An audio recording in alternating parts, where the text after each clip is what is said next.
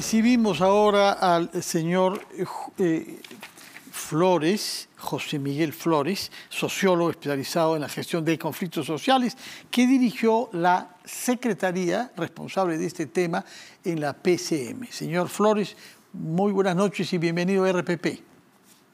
Buenas noches, Fernando, y gracias por la invitación. Buenas noches a toda la audiencia también. Ya, usted ha tenido a su cargo los conflictos sociales en el Perú, sabe que hay casi 200 conflictos sociales activos en nuestro país, que muchos de ellos tienen que ver con la minería y con el medio ambiente, y ha tenido que hacer frente y buscar soluciones. Explíquenos, por favor, qué es lo que estaba pasando en Chumbivilcas, cuál es la causa de este conflicto social que había llevado a la paralización durante 11 días del corredor minero, y explíquenos, una vez que sepamos qué es lo que había en curso, cómo es que se ha resuelto ese conflicto el día de hoy. Porque ha merecido, como usted lo sabe sin duda, un tuit del presidente de la República, Pedro Castillo, creo que es el primero, en el que da su satisfacción, expresa su satisfacción ante un logro del primer ministro. Bueno, ante todo, yo quisiera usar el caso de Chumbivilcas específicamente para plantear una explicación, o bueno, animarme a sugerir una explicación de cómo podemos entender lo que pasa en otros casos sobre conflictividad social.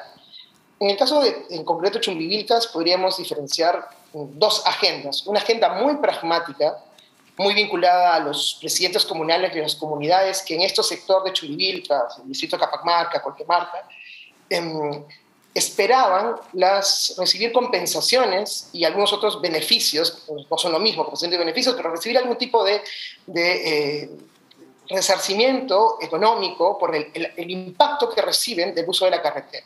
Eso implicaba una negociación muy concreta con el Ministerio de Transportes y Comunicaciones, al ser una vía pública, pero en ese camino apareció una segunda agenda, que digamos que es una agenda, podríamos llamar un poco más política y más maximalista, que implicaba más bien la suspensión de esta vía como una carretera nacional.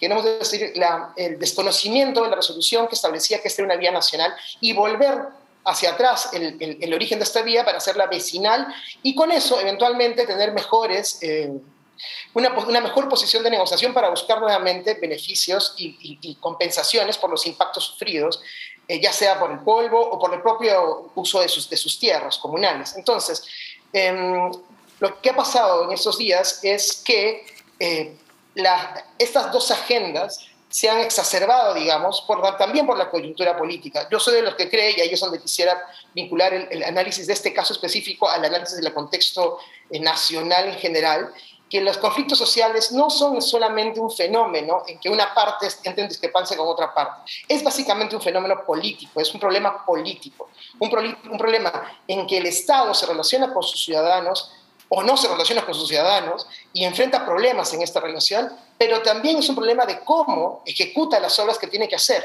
Es decir, entendemos la política como la acción política de relacionamiento y de intermediación del Estado con sus ciudadanos, pero también el hecho de dar respuestas a las necesidades de la población y gestionar políticas. Chumbivilcas es un buen ejemplo, porque vemos que hoy por hoy el Premier lo que ha hecho en su visita, y como usted decía, ha implicado un tuit de felicitación del presidente, ha hecho política.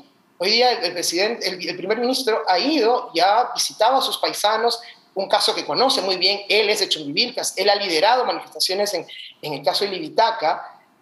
Entonces él ha conseguido una tregua, digamos, a partir de bajar al campo, bajar al llano y establecer un relacionamiento con sus paisanos. Pero entonces lo que usted dice es que no se ha resuelto el problema, la solución es técnica, cuando se hallan acuerdos y se firman.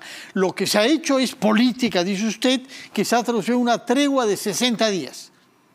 Yo considero que sí, pero hay dos cosas. O sea, lo que se ha manejado esta línea es la línea política. La línea técnica, la línea de la gestión, vamos a ver qué va a pasar, porque ahí sí hay necesidades que atender y si hay demandas muy concretas que atender. Como le decía, hay una cosa muy pragmática, muy práctica.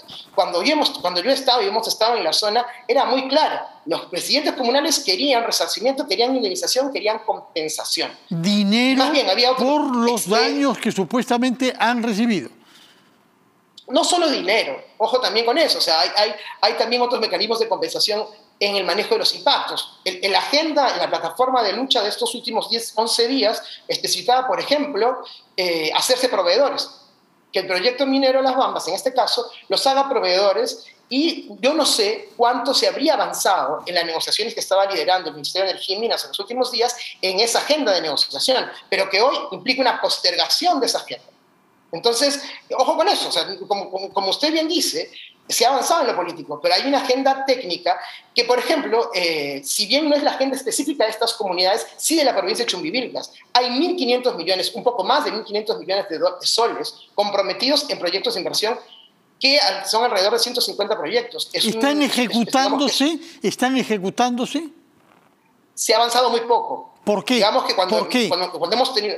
Y es bueno el porqué, preguntarte por qué, porque somos un Estado que tiene las manos atadas para ejecutar proyectos. Por eso decía, en los conflictos sociales no podemos pensar solamente en la negociación. La política es una cosa, la negociación entre partes es otro componente, pero la gestión de las respuestas. Y ahí el Estado se ha comprometido a hacer cosas que no necesariamente ha cumplido y que no puede cumplir por muchas trabas burocráticas, trabas técnicas. Ojo con eso, muchos de los proyectos de inversión comprometidos implican que los gobiernos locales destraben sus propias responsabilidades, sea saneamiento legal, sea elaboración de perfiles. Durante un buen tiempo nosotros asumimos el compromiso con mis jefes en PCM de proyecto viable, declarado viable, proyecto que se financiaba.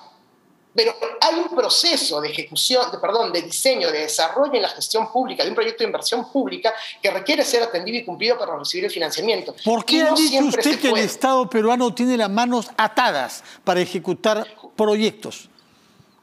Veamos por qué. Los procedimientos son engorrosos, las unidades ejecutores no tienen las capacidades, se prefiere usar los atajos de hacer un compromiso y un acta y no destrabar los compromisos. ¿Cuántos recursos todos los años, en pandemia es otra historia, pero hasta antes de la pandemia, cuántos recursos devolvían los sectores y los gobiernos regionales y locales al erario público por no ejecución? Es un problema de gestión. Solo quiero redondear esta idea, no es un problema necesariamente de más recursos. Muchas veces estamos diciendo, necesitamos un fondo social, más porcentaje de impuestos a la minera, más porcentaje de impuestos a la petrolera, necesitamos más recursos. Podemos problematizar esa afirmación y decir si vamos a poder gestionar más recursos. Tal vez deberíamos primero preguntarnos si podemos usar y cómo podemos usar mejor los recursos que ya tenemos. Cuando uno pone, perdón que lo diga de esta manera, cuando uno pone más plata en un conflicto, eventualmente puede crecer el conflicto. Porque si antes te peleabas por una posibilidad, ahora te peleas por plata concreta. Por supuesto. Entonces, que sí. Por eso habría que tener... hay muchos lugares comunes que se han vertido en este análisis de los conflictos sociales que hay que empezar a problematizar. Los conflictos ambientales y mineros, la mayoría de los conflictos mineros y ambientales, su solución cuando pasas una mesa de diálogo tiene que ver con servicios de educación, de vivienda, de agua, de infraestructura para riego, no necesariamente de minería o de petróleo. Entonces, hay que empezar a hablar sobre eso más. Muchas gracias, señor José Miguel Flores. Estamos destinados a vernos dentro de 60 días, por favor, cuando venza el plazo de esta tregua, para ver si después de lo político se ha hecho una gestión técnica para resolver estos problemas de una manera que sea duradera, porque de la producción minera depende en buena parte también los ingresos para los trabajadores del Perú y para que el Estado pueda cumplir con sus funciones. Muchas gracias y muy buenas noches. Hasta aquí nuestro programa por hoy. Solo me queda invitarlos mañana a las 7 de la noche a una nueva versión de las 5 de las 7. Muy buenas noches.